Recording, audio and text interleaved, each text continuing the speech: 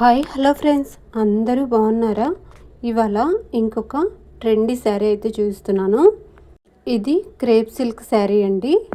Cloth అయితే చాలా స్మూత్గా ఉంటుంది. దీనికే ఇప్పుడు మిర్రర్ వర్క్, ఇలా పైపింగ్, అవుట్లైన్ పైపింగ్ కూడా వచ్చేస్తుంది. బార్డర్ సైడు ఇలా పళ్ళుకి మాత్రం 2 టాజిల్స్ అయితే వచ్చేసాయండి. ఆ చివరన ఈ చివరన. శారీ మొత్తం మల్టీ కలర్లో మల్టీ డిజైన్తో ఉండింది. ఇందులోని బ్లౌజ్ కూడా ఇలా మల్టీ కలర్లోనే ఉండింది.